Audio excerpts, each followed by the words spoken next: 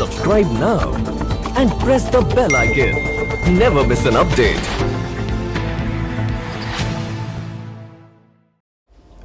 क्यों हम अभी the next point is RNTCP current policy for use of CBNAT। हम CBNAT की क्यों इतनी ज़्यादा बात कर रहे हैं? क्योंकि जितने कल्चर और वो वाले टेस्ट थे ना, वो महीने महीने उसके सॉलिड कल्चर 4 महीने में रिजल्ट्स आती थी। अब पता लगा, जब तक आपको पता लगा मरीज को ड्रग रेजिस्टेंट TB है, तब तक वो कट लिया। उसके बाद टेक्निक आई लिक्विड कल्चर की। लिक्विड कल्चर उस 4 महीने को उसने कम कर दिया 1 मंथ में। And still it was so much better कि एटलीस्ट हम पेशेंट्स को कोशिश करके बचा सकते थे। So what CBNAT has done is it's a disruptive technology. इसने सारी चीज को डिसरप्ट कर दिया। 2 घंटे में बता देता है, 2 hours।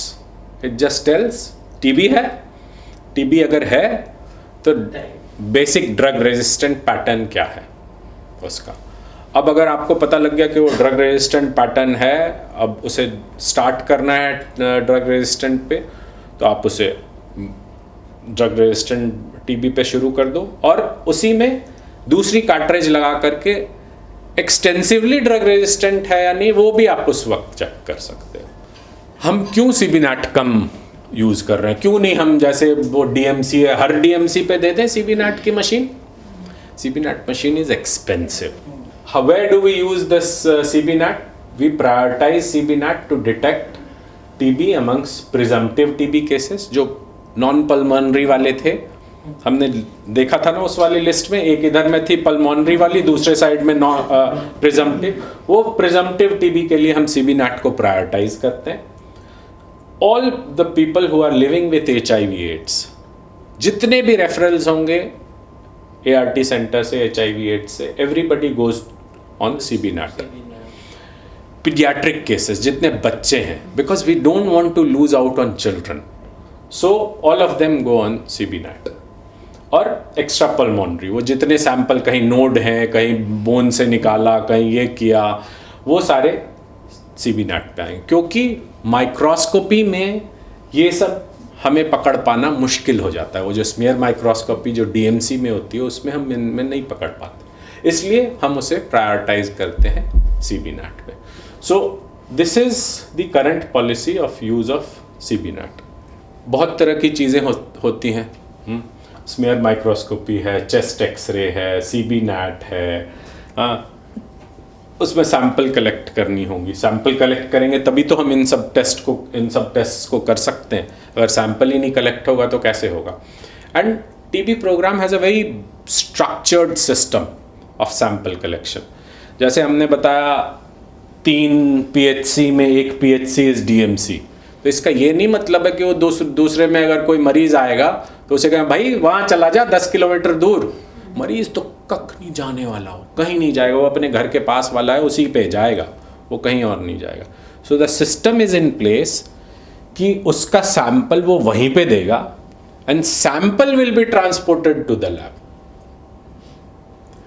वो चीज़ें हमें देखनी हो कि वो सिस्टम वर्क कर रहा है या नहीं कर रहा है, वो चीज़ें देखनी। तो इसलिए सैंपल ट्रांसपोर्ट का लिंकेजेस है या नहीं, कि लेबॉर्ट्री से है, लेबॉर्ट्री की लिंकेज रिजल्ट्स से है या नहीं है। केस फाइंडिंग की अलग अलग स्ट्रैटेजीज होती हैं, राइट। नॉर्मल जो हेल्थ सिस्टम चलता है ना, उसे कहते हैं पैसिव केस फाइंडिंग। हम ये अज्यूम करते हैं कि अगर मरीज है, उसे प्रॉब्लम हुई, तो वो हेल्थ सिस्टम के पास आएगा, तो वो डॉक्टर के पास जाएगा, तो वो हॉस्पिटल जाएगा। That is called passive. हम वेट करते हैं, हमने डॉक्टर रख रखा है हॉस्पिटल में, हमने हेल्थ स्टाफ रख रखे हैं प्राइमरी हेल्थ केयर पे, या डॉक्टर साहब अपनी क्लिनिक में बैठते हैं, हाँ उनके पास मरीज आते हैं। That is called passive case finding.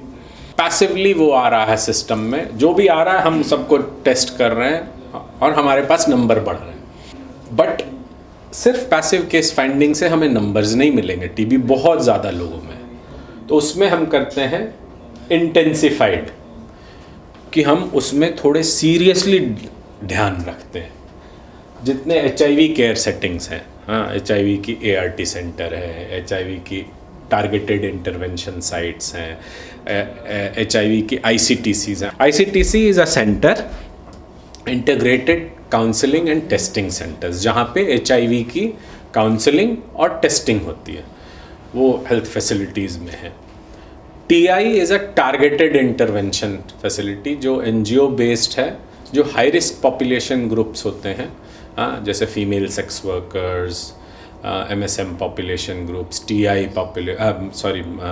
Truckers, transgenders और इंजेक्टेबल ड्रग यूज़र्स के जितने पॉपुलेशन ग्रुप्स जहाँ पे हैं, उस जगह पे वो NGOs काम करती हैं उनके बीच में, और उनको हेल्प सपोर्ट और सारी लिंकेज देती हैं for health, for behaviour change, for testing. तो वहाँ पे भी इंटेंसिफाइड TB की फाइंडिंग होती है. कोई भी अगर आता है तो उससे बेसिक सिम्टम स्क्रीनिंग कहते हैं. अच्छा, तुम्हें सर्दी खांसी जुकाम उस टाइप का तो कुछ नहीं लग रहा, कॉफ तो नहीं है, तुम्हारा वेट लॉस तो ज़्यादा नहीं हो रहा, हाँ, इस तरह की जो बेसिक सिम्टम स्क्रीनिंग है वो करते हैं. उसी तरह diabetes clinic. Diabetes is something जो इम्यूनिटी को कम करती है, इसलिए डायबिटीज़ क्लिनिक्स जितने भी हैं, या डायबिटीज़ वाले जो डॉक्टर्स हैं, जो डायबिटीज़ एंडोक्रिनोलॉजिस्ट जो मैनेज करते हैं, उन्हें भी रोप इन करना है हमें, because they are part of intensified package. So maybe वो कहेंगे नहीं नहीं, मेरे यहाँ तो TB नहीं आता जी, हाँ, मैं तो डायबिटीज़ मैनेज करता हूँ. सर, आप डायबिटीज़ मैनेज करते हो, that comes under my intensified package. आप स्क्रीनिंग करो उससे, रूटीन स्क्रीनिंग बेसिक, बस आप उससे पूछो कि ये सिम्टम्स तो नहीं आपके मरीजों को, क्योंकि उनमें चांसेस हैं बहुत हाई TB होने के लिए.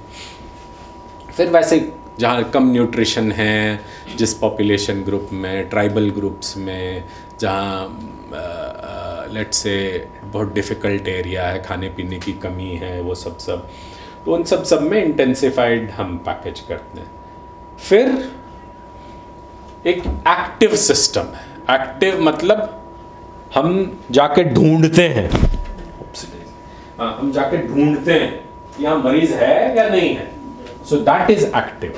सो पैसिव और एक्टिव में डिफरेंस समझ आया. वो वल्नरेबल पॉपुलेशन ग्रुप्स है, जैसे प्रिजन्स हुए, तो हम प्रिजन में हर थोड़े दिन पे कैंप लगाएंगे और उन्हें ढूंढेंगे कि उनमें से कोई TB, क्योंकि प्रिजन में आप क्लोज्ड एक सेटिंग में हो, एक ही कमरे में 10 लोग हैं, उनमें से हो सकता है किसी एक को TB हुआ, उसने सबों को फैला दिया, राइट? क्योंकि it transmits through air, just like अभी कोविड से बहुत क्लैरिटी हुई होगी ना ये वाली चीज़ की, वही चीज़. तो वो वल्नरेबल पॉपुलेशन ग्रुप में. अब मार्जिनलाइज्ड ग्रुप हैं, जैसे मार्जिनलाइज्ड की बात हुई कि ड्रग यूज़र्स हैं या वटेवर हैं, वो एक जगह पे रहते हैं, एक जगह ड्रग्स लेते हैं या वटेवर, तो उस टाइप के पॉपुलेशन ग्रुप में हम उस पर एक्टिव स्क्रीनिंग करेंगे. तो इन सबों को जब स्क्रीन करते हैं ना एक्टिव, उसको सीधा का सीधा हम उसको CB NAT पे टेस्ट करते हैं, उसको स्मेयर माइक्रोस्कोपी पे नहीं करते, क्योंकि वो बहुत सेंसिटिव टेस्ट है. चांसेस ऑफ उनको आइडेंटिफाई कर पाना ईजियर है, क्योंकि हम अच्छा टेस्ट यूज़ कर रहे हैं. और अगर हम उन्हें मिस आउट कर जाते हैं तो वो फिर और कम्युनिटी में और फैलाते रहेंगे और ये करते रहेंगे. इसलिए हम उसमें एक्टिव केस फाइंडिंग करते हैं. स्लम्स में बिल्कुल झुग्गी झोपड़ियों में बिल्कुल अगल बगल हैं सारे, एक को भी अगर TB हो गया तो आस पड़ोस के समूह को फैलाएगा और ये करेगा. तो उस टाइप के पॉपुलेशन ग्रुप में we do a active case finding.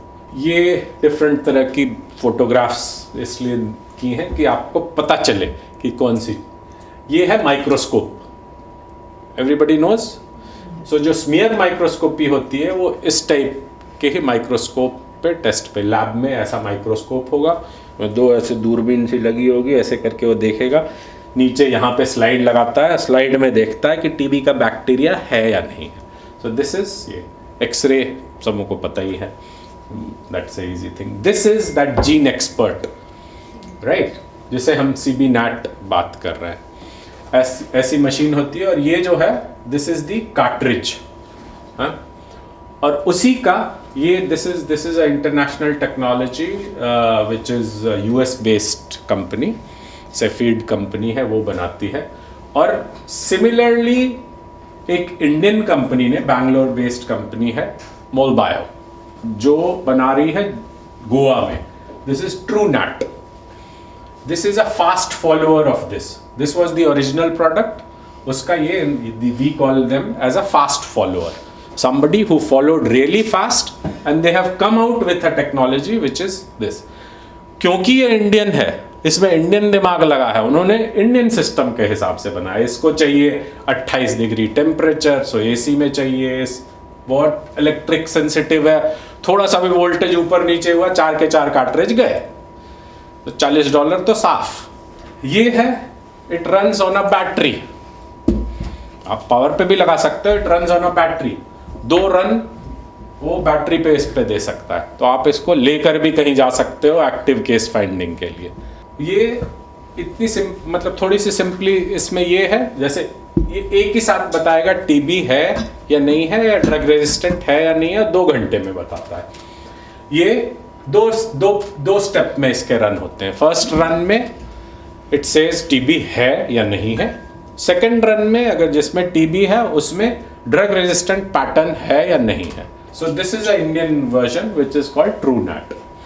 ये है वो कल्चर और DST की जो मशीन जो बताया, liquid culture. So this is the one. देखो एक्टिव केस फाइंडिंग में स्लम्स में जाकर वो पूछ रहे हैं कि तुम्हें सिम्टम है या नहीं है, this is how it is. ये तो एल्गोरिदम है।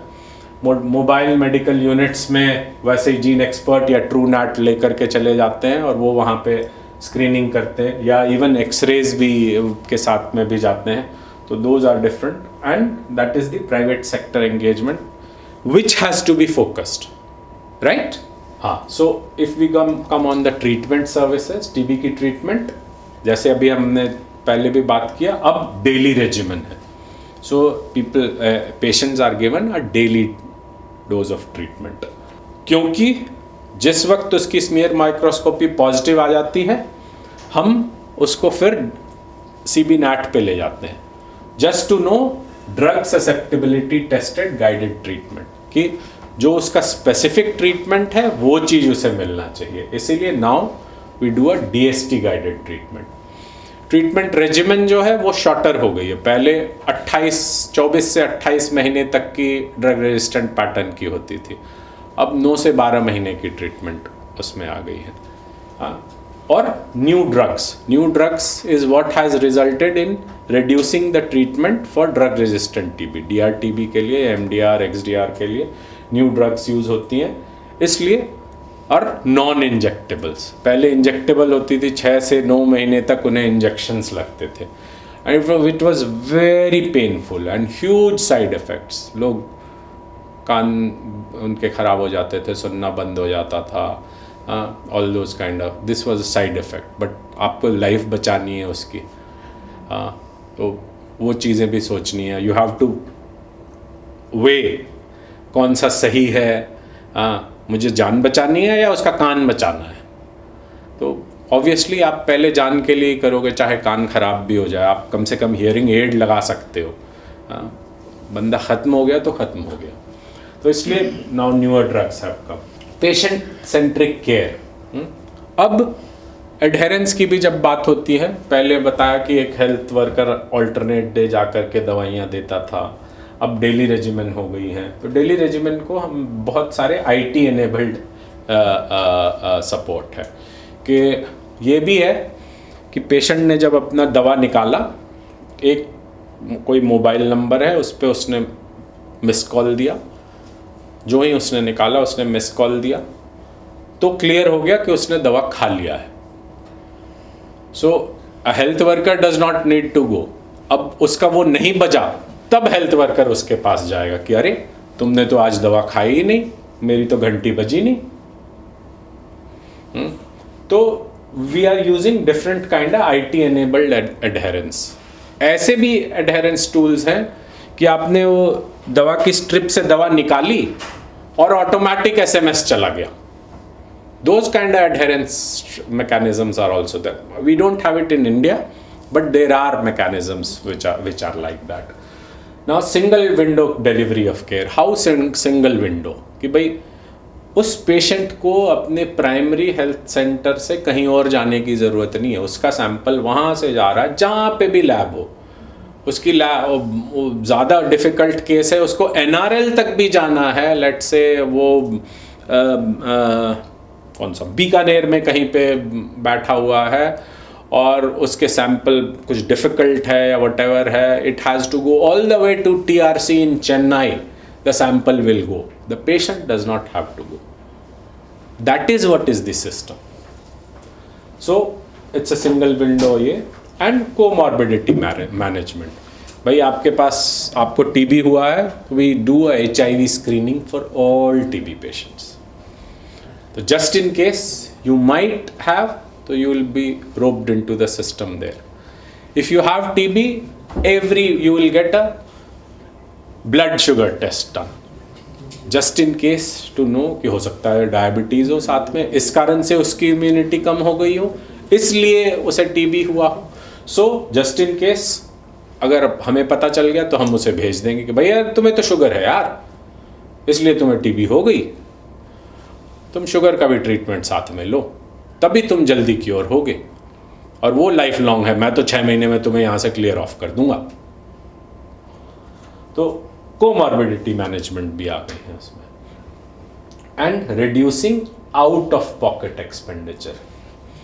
The idea for the government is कि मरीज को अपने पॉकेट से पैसे नहीं लगने चाहिए, which is a bit difficult Indian scenario में, but still the programme has tried to do it because it is giving some financial incentives to the health worker, to the private practitioner कि मरीज़ को पैसे उतने ना लगे. जैसा मैंने बताया कि वो प्राइवेट लैब को आप अगर एंगेज कर लोगे तो उसका टेस्ट वहाँ पे हो जाएगा, फ्री हो जाएगा, मरीज़ को पैसे नहीं लगेंगे, सिर्फ उसने कूपन लिया, उस डॉक्टर ने उसे भेजा, वो कूपन वो वहाँ ले जा करके देता है, उसकी टेस्ट फ्री हो जा रही है, चाहे वो 2000 रुपये की हो या 2800 रुपये की हो, 1500 रुपये की हो, जो भी हो. So you are trying to reduce his out of pocket expenditure, right? And there is a direct benefit transfer.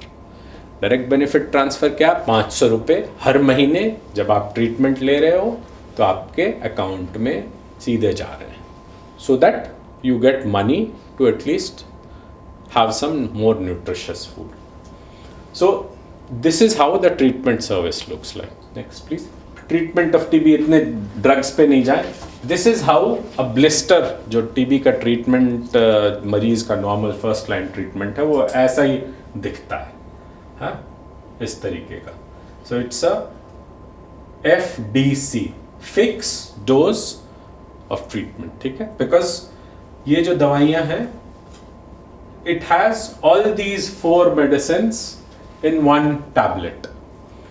अगर उसका वेट कम है, हाँ, लेट्स से उसका 25 to 34 है, उसे 1 गोली लगेगी.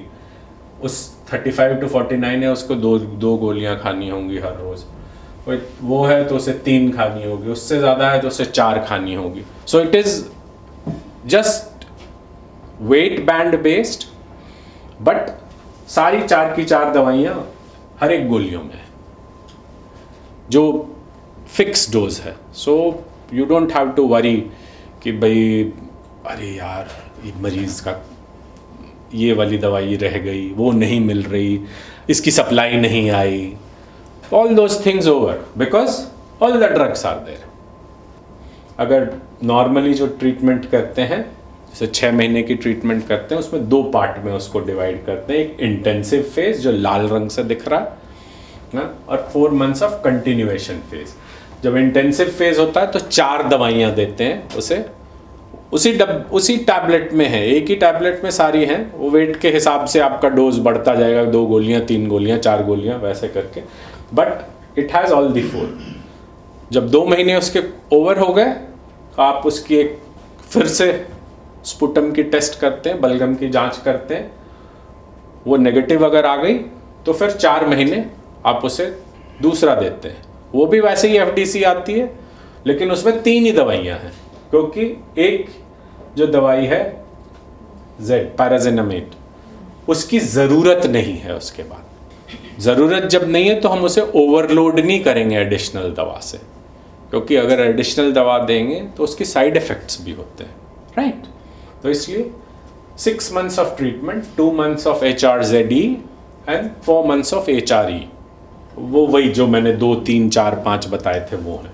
नेक्स्ट, अच्छा ये बच्चों के लिए अलग है based on their weight band, कि भाई 4 से 7 किलो का है तो उसे कितना लगेगा। उस पीडियाट्रिक फॉर्मुलेशन है जो सिरप फॉर्म्स में आती हैं और उन्हें वैसे करके देनी पड़ती है, राइट। ठीक है, आप सब लोगों ने सुना होगा कहीं ना कहीं ये डॉट्स, हाँ सुना है, राइट।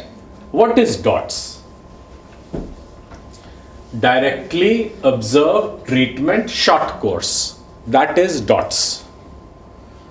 लोग कहते हैं डॉट्स ट्रीटमेंट मिला, पता नहीं होता कि है क्या चीज।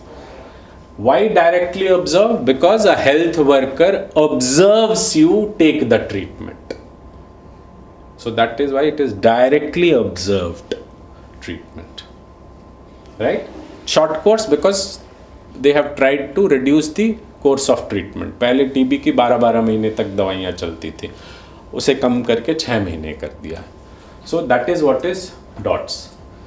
एवरीबडी नोज कि वो हेल्थ फैसिलिटी से भी आपको मिल सकती है, हाँ आपको कम्युनिटी सपोर्टर्स भी मिल सकते हैं कि भाई कोई डॉक्टर साहब हैं, उनका कंपाउंडर है, आपने उस कंपाउंडर को बोला डॉक्टर साहब के पास बड़े मरीज आते हैं ट्रीटमेंट की, ये फलाने राम कुमार के लिए ये डब्बा तुम्हारे यहाँ रखा, हर रोज़ वो यहाँ से सुबह सुबह काम करने को निकलेगा, जब वो निकलेगा उसकी जो 2 गोलियाँ 4 गोलियाँ जितनी भी वेट के हिसाब से वो गोलियाँ उसे अपने सामने तुम खिलाए देना, तुम उसे खिलाए दोगे एंड देन आपका ट्रीटमेंट कंप्लीट हो जाएगा।